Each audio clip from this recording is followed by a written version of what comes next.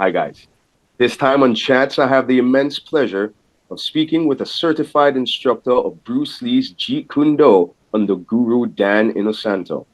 As a result of that education, he was able to further his studies into other arts like Muay Thai, Brazilian Jiu Jitsu, and Kali. He's the headmaster of hybrid martial arts in Miami, Florida, and has tasked himself with spreading the arts he loves while molding model citizens for a modern society. Please welcome Sifu Courtney White. How are you doing today, sir? Guys, how you doing? I'm grateful to be on this chat with Sifu Winters. Um, so I'd like to share my journey with you and what has God allowed me to do, what I do best. So grateful to be here. Hey, I'm so thankful for you to make some time for you to speak with me, sir. So let's just go straight into the interview and let's see where this goes. Okay. So the first question: how did you start the martial arts? Yes. Started. I was in junior high and going to high school. So around ninth grade, I used to wrestle in junior high a little bit, and when I moved to high school, I got like roughed around on the basketball court a little bit that I didn't like. Also, doesn't help that my parents named me Courtney, so got a little bit made fun of a little bit. So I started doing martial arts because I didn't like the way being small in the basketball court and get roughed up by the seniors and the juniors and stuff like that. So I was like, you know what, it's time to take martial arts for a little bit. So I had a friend of mine that did Kung Fu, which is like a Vietnamese style that has a different blend of boxing, judo, Shotokan karate, full Vietnam karate. So I did that for about a year, and I think I attained a green belt just like a year in. And one of my friends, we were sparring one day, and he took Jeet Kune Do under Sifu Dwight Woods in Miami. And he was a good friend. We're just having fun sparring around. He was kicking me in my legs, and I was like, "Well, you can't do that." He's like, "What do you mean you can't do that? We're sparring, we're not beating each other up." But I was like, and then you got the best of me. I was like, you know what? Let me see what Jeet Kune Do is all about. So I wish I would have started earlier. My parents, I always liked martial arts. My parents couldn't afford it when I was younger, and so I did other things. I was very athletic, and so I decided to do that. So that's what kind of started my journey onto my martial arts. Like I said, I had a 3-year wrestling background, and I was always light in my weight class. And so I wanted to do something, that involved striking, and so that's why I started martial arts. So that was back in 1993. Sorry. So 1993 is when I started. So. And that was here in Miami. Yes. I was here in Miami, 93, right before the UFC. I think the UFC was like 1994, and when it came on the scene, and then so it was one of the greatest times in my life. Just like training martial arts. I didn't have a lot of responsibility at the time, so all I did was train, and and so that was a good time in my life to go ahead and do that. So I did Jeet Kune Do and Muay Thai. It was my first arts that I did, and then one day I was just looking. I showed up early to class. I saw the Filipino martial arts, which is the Kali weaponry system, and I was like, that was very interesting. And then I started taking Filipino martial arts, and that became the art that was really like I gravitated to. I was very good at it. Kickboxing I was good too, but I was better at the Kali. So I did both. At the time, my instructor didn't have any grappling, any jiu-jitsu, any shoe wrestling or anything like that. So I was just did Jeet Kune Do. Then I started doing the Indonesian arts after that, in like maybe 98, I started doing Indonesian silat, pencak silat, and then I dabbled with that a little bit for like 2-3 years, doing all the drews and stuff like that. And I think in like 1998 is when I started Brazilian Jiu-Jitsu. I did like a month or two in Miami, and then in 1999 I moved to California and I trained with Dan Osano himself.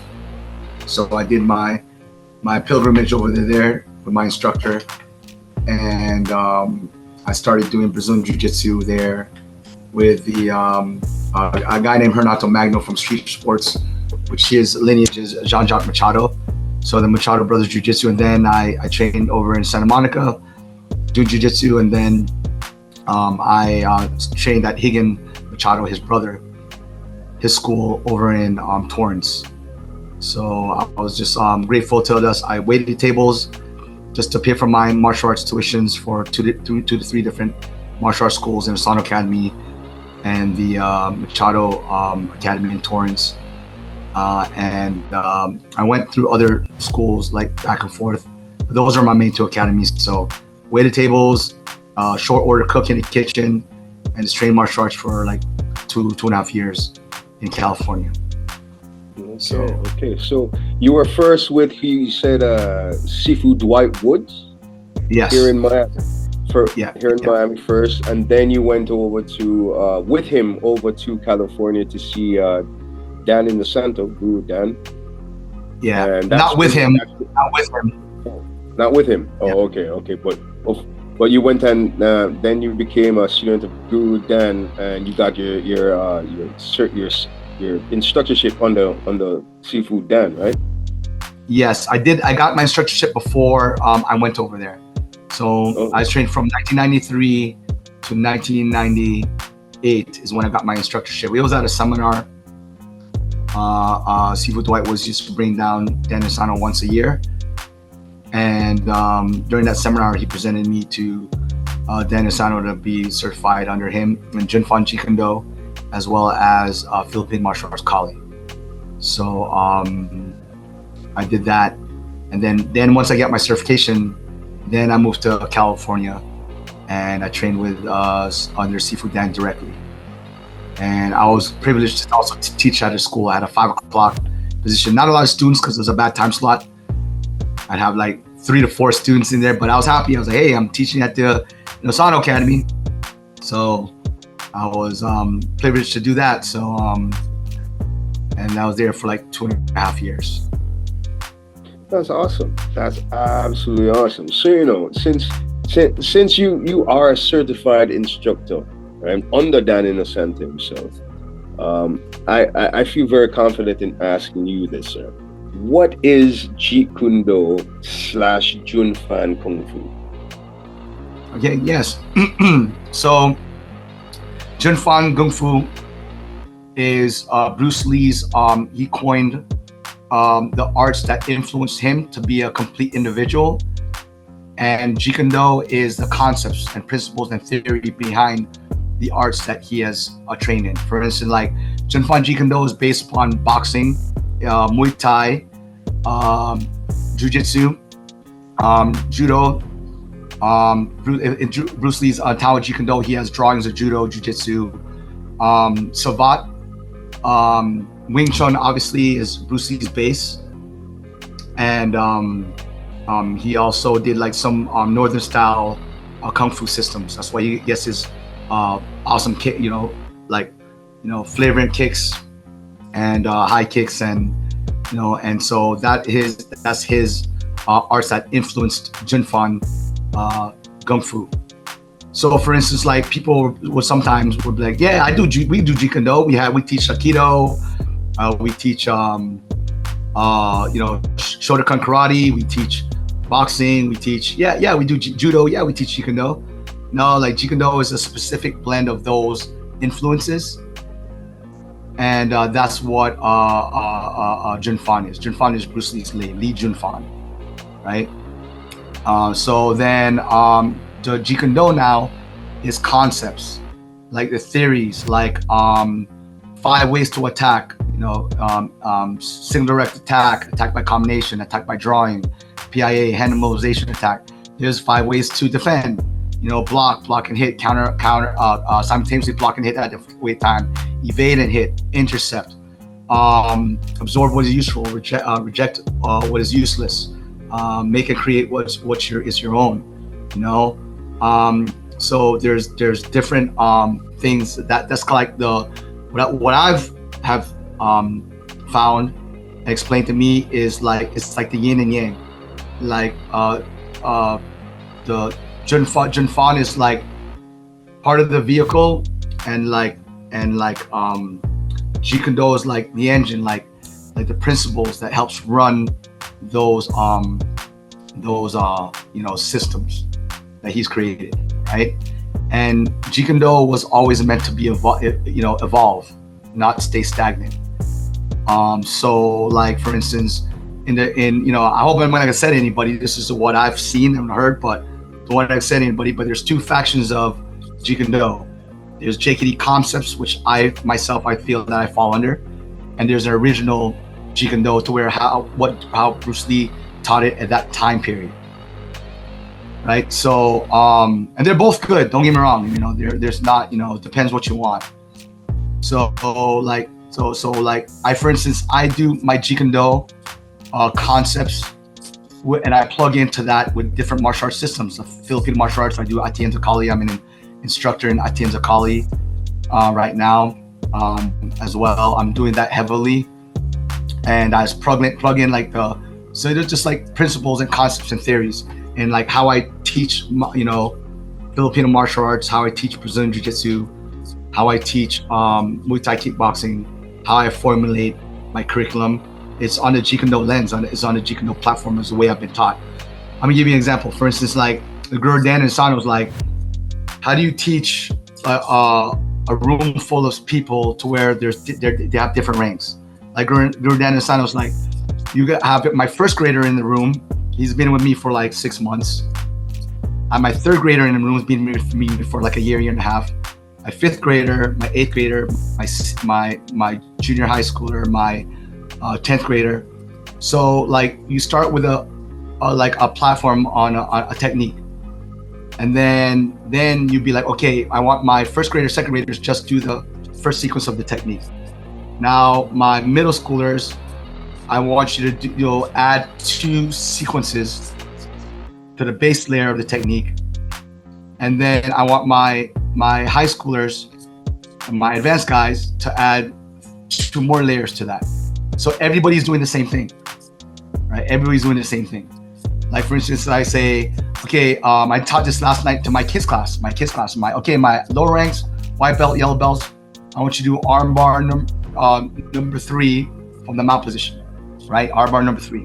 My higher ranks, orange belt and higher, I want you to do arm bar number 3, letter B and letter C, right? So everybody's doing the same arm bar from the mount, but the higher ranks are giving a different, a different armbar. It's the same armbar from the mount, but a different variation of it. So that's great to like. I'm grateful to teach like that, because nobody gets bored, or nobody gets like confused. Like for instance, if I teach them to something simple, then my lower ranks will get it, but my higher ranks will get bored and be like, I've done this 1,000 times already. I'm gonna fall asleep on board. But then when I do it like this, and then same thing, if I do teach something too technical, advanced, then I'm gonna lose my beginner students, but my advanced students will get it. So how am I able to deliver and teach, something where the whole room will be able to do it? And that in my turn, that's one of the aspects of Jeet Kune Do, is the way to teach and deliver like that, or to understand things in layers.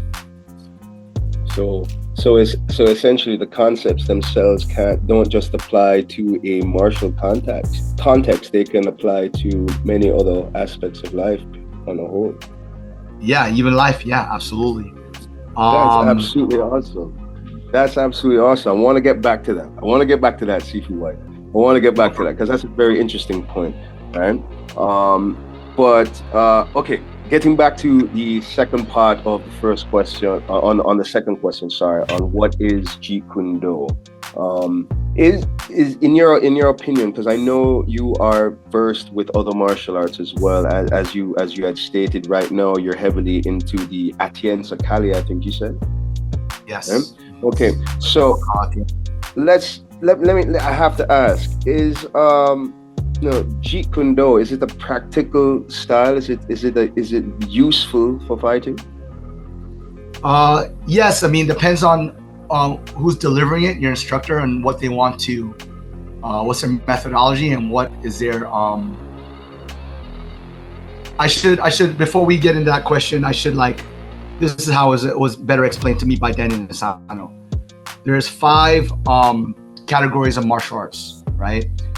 You have martial arts that in the category more self-defense oriented, then military tactics, sport or competition, art and cultural, and health and fitness. So if you're looking at a martial arts system and an instructor, which category does that fall in? Self-defense? Now, like I told you, there's Jeet Kune Do concepts, and then there's original Jeet Kune Do. They call it a nucleus on how Bruce Lee taught it at this time period. So, like when you look at it in different those categories, you will see whether if it's going to be able to practical or not. And so that's kind of like, well, where I and it all depends on different scenarios. Sometimes it might be okay. So like half guard in Brazilian Jiu-Jitsu, not half guard, deep half guard. Deep half guard in Jiu-Jitsu, like it's a good position, but on the street it's not practical because you have your hand underhooked on the guy's leg, and you're close to his thigh trying to off balance him, and you're pretty much underneath him. I've seen a lot of times people get punched from that position before they get to the end of that sequence. I mean, like, it's competition is great, but in streets of self-defense, your face is open for 2 or 3 unanswered hits before you be able to deliver your technique. So I really that Jeet Kune Do, is it practical? It depends. I think it's if you're sparring and kind of contesting it, then it could help you, let it be like more practical, like whatever it is, whatever that you're doing.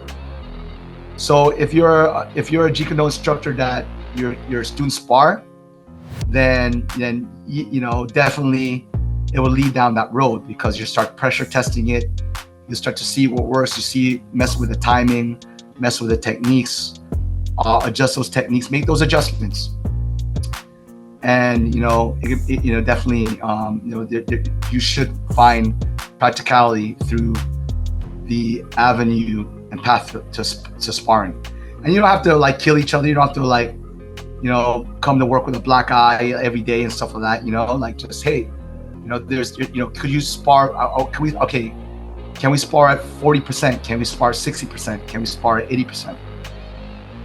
Could we spar 100%? It doesn't have to be 100% all the time.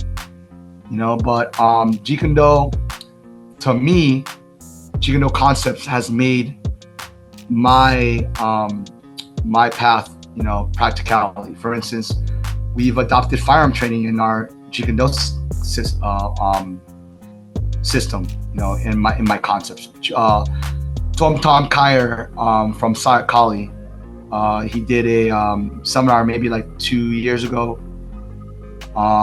He said that a good combative practical system have components of striking, has components of grappling, has components of blade, and have components of firearms. So those components, in this day and age, yes, practical for modern self-defense. Now, when I was in California, I was blessed to be, training with the people that do Jonathan Eusebio. He's a fight coordinator for John Wick. He's done fight coordinator for Doctor Strange, Wolverine, I think one of the Avengers movies. There's got my senior instructors in Asana Academy. They've done the movie 300. Damon Caro, Staff Sahelski. They've done Ninja Assassin. So if somebody would come to me and be like, "Hey, I'm doing some movie stuff," like, I would do things towards the art and cultural aspect. Wide punches, not tight, Paksal, lopsal, linear things. Would be wider, be more theatrical. So if I think maybe I'm not answering your question correctly, but it all depends on your delivery system, because a lot of Jeet Kune Do instructors, like, maybe, I wouldn't say a lot, but some instructors do like, hey, this is what Bruce Lee taught at this time period, and times have changed. The grappling stuff that is found in the Tao of Jeet Kune Do and stuff like that. Some of it's, some of it's is good, and there's other things that could be a little more efficient with it. And that to my point, like, Jeet Kune Do was never meant to be stagnated. It's always meant to evolve. If Bruce Lee was alive today, would he be a black belt in Brazilian Jiu-Jitsu? Yeah, absolutely. Same thing I like my instructor, Daniel Sano. He's like a 3rd or 4th degree black belt. He started late, I think, maybe he's 65, 70, Jiu-Jitsu, and, I think 65, and he's like a 3rd, 4th degree black belt. He still trains, Jiu-Jitsu. For me, for hybrid martial arts, I started doing more combatives in 2012, and COVID has taught us, Tuan Carlos says, COVID has given us a lot of information on how people, and when society goes sideways, like what kind of violence did we see on CNN and MSNBC and Fox News? I didn't see any, Jiu-Jitsu is great, you should take it, absolutely. But when society breaks down, what did you see? I didn't see any double leg takedown, guard, armbar, triangle. What did we see? We saw people getting stabbed, people getting shot, people getting pulled out of their cars. We saw 2-on-1, 5-on-1. We saw Kyle Rittenhouse getting chased with an AR-15 with a skateboard guy. That's what we saw. So it's good to have striking, grappling, firearms, bladed combatives, inside of your, like, practical. It's relevant, right? What's practical? What's practical for that time period? What's practical for that scenario, right? What scenario are you in?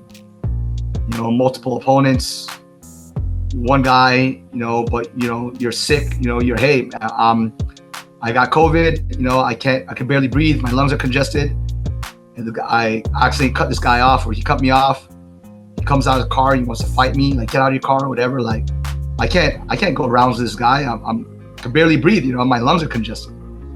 What's the art that you want to use in that situation? You're with your 5-year-old kid, with your wife, and some dude wants to do the man dance with you. I'm not saying guns and blades are always the option. I'm not at all. It's it's kind of relative, like what's practical. I think it's depends on the scenario, So I think, like, as Bruce Lee, as Bruce Lee, you want to kind of have something that checks all the boxes, and no art does all that. No art checks all the boxes, right? So I guess you want to train in different and be exposed to certain things to where you can check all the boxes, right? I mean, like, look at like COVID, for instance. COVID's like, I'm a black belt Brazilian Jiu-Jitsu, and they just told us that maybe the China virus is going to. I'm not trying to be political. I'm just trying to, like, hey, this is the information that we received, right? 4 years later, China virus, like, they're saying that in the news stream, if you get this thing, you could die, right? Especially if you have asthma, pre-existing condition. Now, do you want to grapple with somebody? Like, you're stressed, people, gas lines, people fighting over the last few pieces of chicken and beef. You can only grab one meat, right? At Publix, where I'm at, shop, grocery store. So do you want to use Brazilian Jiu-Jitsu when I know that the news has told me that this guy sneezes on me and breathes on me, I'm gonna get COVID and I'm gonna be in a hospital. Do I want to use Brazilian Jiu-Jitsu to defend myself in that scenario? No, I don't. So yeah, practical is kind of it's relative to like where do you want to apply it. Like, so I think I guess not to dodge your question, I just answer that question as best as I can. Actually, to be quite honest, Sifu, why that answer is a masterful answer. You didn't dodge it at all. You answered it directly. It depends on the situation to see how practical it is. So that's a perfect answer. So thank you very much for that one. So let's move on to our third question, Sifu White.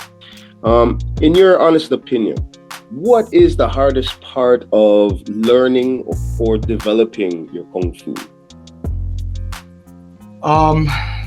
For me personally, I think it's like just discipline on the if you have multiple systems that you're doing, it's it's having the discipline to do it, and get the training in it. Constantly evolving yourself, right? Constantly evolving yourself by the training. Keep the training up, as my instructor, Tuan Carl, says. Keep the training up. I mean, you have people, get remarried, kids, job expectations from corporate America. Keep the training up, even if it's just a little bit. Keep your mind sharp, your sword sharp. Skills as sharp as you can. That's what it is with the life stressors and stuff like that. Kung Fu, self-development, self-reflection. I love the Lord. Keep the Bible study up. Keep my time with the Lord up, as just going to church or reading His Word, and applying it to my life. And because I'm responsible as a school owner, grateful to be a school owner. I didn't finish high school. I got my GED. And God has allowed me to be a school owner and share my passion to others and influence others as well as others influencing me. My Tuan Carl Atienza say I can't be a student a teacher without students, or students that will help, challenge me and keep me humble, let me have patience. And so yeah, just keep doing what you can. That's the hard, I guess your question of like keeping up with my Kung Fu, keeping up with my different areas of my life, and having martial arts as a big area, having my faith in Jesus as in that area, number one. The Bible is it calls for being disciplined and obedient, and martial arts is the same thing. Being disciplined and being obedient with your responsibilities as an instructor to your students, responsibility, that you have, that people, keep the school running, keep, there's a lot of people pulling me from, different concerns, and try to address everybody and everything, so I don't know if that I answered your question fully with that, but yes, you did. Yes, you did, sir. The question was, what's the hardest part of learning or developing Kung Fu? And you had said to keep at it. That's the hardest part, to keep it going. And that's a very good answer. And honestly, we're gonna say this word again. That is the most practical answer that you could give. So thank you very much for that one as well. No, thank you, Sifu. Thank you. Into the next question there, Sifu White. How has your martial training helped your professional career? Uh, think as a practitioner, because I have different roles and different hats. Um, I'm a business owner, so I have to have that kind of mindset. I'm constantly like I'm redoing my curriculum right now, as we speak for my adult program. I'm not redoing it, but just like revamping a little bit, tweaking it a little bit, adjusting it a little bit. I'm a janitor here. I mop the floor, clean the bathroom.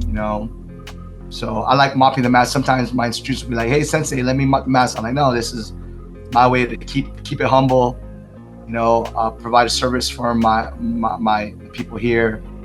So I'm, after class, I'm mopping the mats. And how it has helped me is just my mindset as an instructor, a business owner, a practitioner. Having different roles and how martial arts will apply to those different roles. Teaching delivery. We have I have a certain set of students.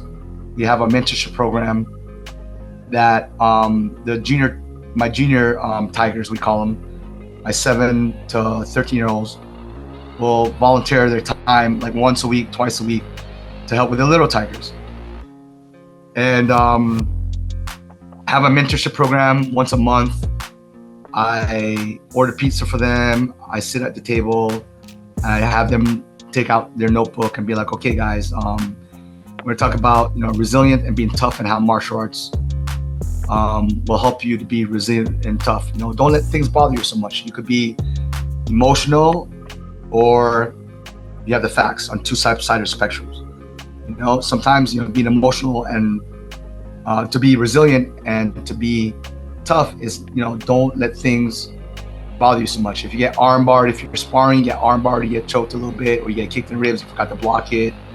Hey, just brush it off, man. Don't react to that. Emotionally.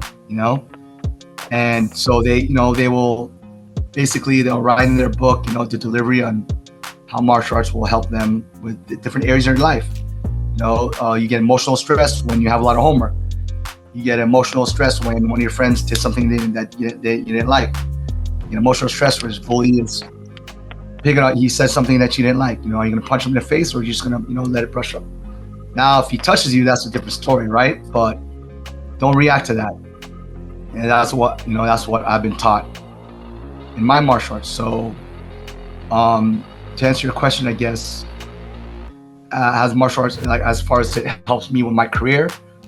Yeah, because my career revolves around interactions with people, with parents, with kids, with a guy called me. He's 55 years old. "Hey, could you have martial arts with a 55-year-old dude like me?" We do, absolutely. We have good interactions with people, and that's a part of my career. That's a part of me, as a person. Like I shared to my kids yesterday. We went to a restaurant with my mother over the weekend with my wife, and the waiter messed up. He didn't bring me the appetizer I ordered. I asked him about the appetizer. He kind of, do this. I was like, I think I'm going to do this. He brought the wrong, the appetizer that I didn't want was similar, but I didn't want. And then he messed up my mom order or whatever. And I, could I have told him, "Hey, send this back, take this off the tab, where's your manager? My feelings, I'm disappointed." No, I, didn't say nothing, ate my food, didn't make a big deal out of it. And, maybe the guy had a bad day. Maybe he's going through a divorce. Maybe he's having a hard time in his life. I'm going to go ahead and put him down and talk to a manager, or, it was edible. It was okay. I liked, it was okay. It was edible. I was full, I ate the whole thing. But, how martial arts has helped my career and my, personality. Now, don't get me wrong. I'm still a sinner. I'm not perfect. I fall short in situations, but all comes back to the Bible, and all comes back to my training in martial arts. On our academy motto, and I put it on a plaque. It says, "Trust in the Lord and remember your training." Trust in the Lord and remember your training. What training? I tell my kids, hey, is everybody potty trained here? Is everybody trained to tie their shoes? Everybody raise their hand. All right, that's a part of your training, right? That will not depart from you, right? So that is, I don't know if I answered your question again, but I guess for me, martial arts has bled over into different areas of my life. Different hats. Being a husband, business owner, the janitor here. I answer phone calls. Putting out there are either fires here or fires in my student's life. They're going through a divorce. They're going through a personal life problem. And man, let's talk about it. Let's get on a call. I don't know if I answered that question, but good question. Yes, you did, sir. Yes, you did, Sifu White. You definitely did. All of that boiled down to for what I heard, discipline. That's what that boiled down to, right? Yeah. The discipline that you had learned through your martial arts, that has bled over into your professional life. Seeing as how you're able to go, as you say, put on different hats, which is really compartmentalizing different parts of your life and dealing with each one accordingly, and that takes discipline. And I mean, much like I could definitely put it into the same context of your martial arts. You have so many different styles that you have learned throughout the years: Atienzo Kali, Muay Thai, Jeet Kune Do, and you're able to share one and not the others at any one given time, and then you're able to blend all three of them together as well. So that just shows true discipline, and that's very, very, very awesome and commendable to you there, Sifu White. Let's continue. Let's continue into our fifth question, sir. If you could teach the new generation of martial artists only one thing, it could either be technique or it could be philosophy, what would it be? Man, the young people. Man, that'd be on another that should be on another chat, right? Or another interview podcasting, right? The young people these days, different generation, right? Once again, trust in the Lord and remember your training. Goes back to that. In this generation, it's all about me. I want it now. Selfish, entitlement. And training, and in something, martial art, a sport, takes discipline, dedication. Doing what needs to be done, regardless how you feel. Getting your training in, regardless how you feel. Show up, go to class, regardless of how you feel. I think that's I just trust in the Lord and remember your training. Train. I do something physical to where you can see the results. That'll make you humble. Like in martial arts, people have a superpower to use it, right? But do they need to use it? Being humble, I could wreck this guy, but you know what? I'm not going to. I don't need to. Now, if you need to, sure, you make that. Make those decisions. For self-defense. But like it's like I teach my kids, like, hey man, like I'm teaching you a superpower, right? How to be good at something and be in a position to where you could apply it, even though if the guy has another skill that he knows is coming, the armbar's coming, but you're gonna do it anyway. you're gonna do it anyway. You're gonna apply it anyway. So definitely, if the kids in this generation take up martial arts, because like I tell my parents all the time, like there's cool, soccer, basketball, football, baseball. What separates martial arts from all those other sports? Martial arts is 100% accountability. Like in soccer, if I pass the ball to you and you didn't score, you could blame it on somebody else. Oh, we didn't win. This kid messed up the last shot, whatever. All right, cool. In martial arts, you can't blame it on anybody else. You get armbar, you get kicked in the ribs, you get punched in the face because you didn't block, you're lazy, your endurance wasn't there, you got tired, you got gassed out too easy.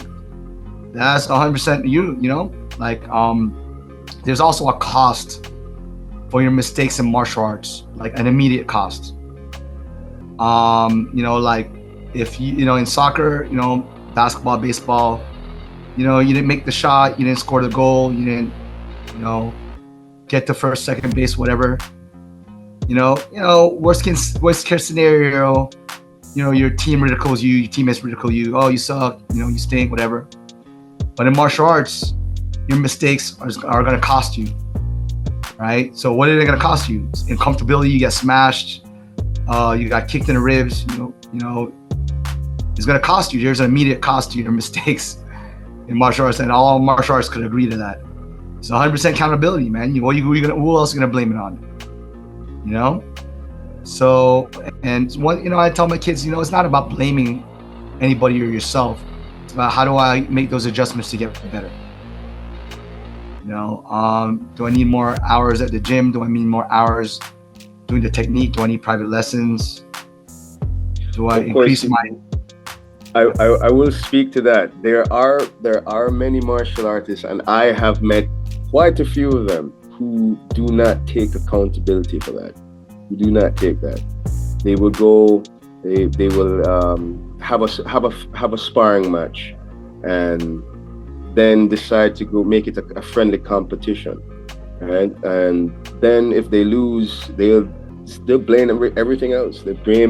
Put the blame on every single factor apart from themselves, right? So what you are saying, I completely agree with you. There's nobody else who can blame, right? It's only you. It's only you against the other guy. So full 100% accountability. I get you. Yeah, and then like, okay, so so you lost, your pride got hurt. All right, so just go back to more reps. Go back to your training and make the adjustments. Losing is just information. Like you or like instead of like blaming yourself, self-pity, denial, get depressed. It's just I teach my kids and adults, okay, and then sometimes I have to remind myself too, right? My training, just like take that information and make the adjustments. What adjustments do I need to make to get better, so it doesn't happen again, or does it rarely happen again? And make the adjustments. And losing is information. Failing is information. Look at it like that. And then how could I improve as a martial artist? And as I'm getting older, right? How do with all I'm grateful I didn't break anything, but my body is feeling all the stress, and that's why one of the arts that you are good at, Tai Chi, man. Yeah, as I get older, man, yoga and Tai Chi, like that's what we need to keep moving, man. I don't want to, it's just going to come to a point to where I can't do the physical as much anymore and stuff like that, man. I need yoga and Tai Chi to keep me moving and keep me healthy and keep me work on my breathing and all that, and yeah, All right. Very good answer. I like it. If you could teach only one thing, that philosophy sounds it's very sound. It's a very sound philosophy. Thank you very much for that, Sifu White. Now we've come up to the last question, which happens to be, I say a lot, the hardest question. How can you be contacted? Yes. So our my phone number is 786, or the Academy line my phone number, 786-385-6424. We have a website at www.hybridmartialart.com. No S on that, because somebody took the S when back in 2005. There was a hybrid martial arts in Virginia Beach, or somewhere there in Virginia. So I was like, okay, hybridmartialart.com, no S. And then we have an Instagram page, Sifu C White, and also hybrid_martial_art, Instagram and Facebook. So just stay connected. Anybody wants to connect with me, more than happy. All right, very good, very good.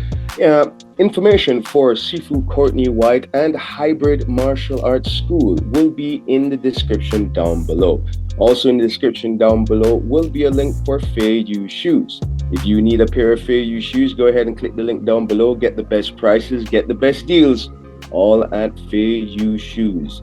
Sifu Courtney White, thank you very much for making time to speak with me this afternoon. Thank you very much. You have educated me about Jun Fan Jeet Kune Do, and I am forever grateful for you. Thank you very much, sir. Yes. I'd like to also add Jeet Kune Do, Jun Fan would be like, this is how you throw a jab, and this is what it looks like. So it explains the how and the what of techniques. And Jeet Kune Do concept is why you would do it and when you would throw the jab. So that's kind of complements it, itself. So I just want to add that at the last. So thank you very much for letting me share my part of my life and my journey. I've been blessed. Sifu Mark Wynter. So this is the first time I've ever done one of these things. So a little bit nervous and stuff like that. I'm usually. But it was great. It was a great interview. Thank you very much.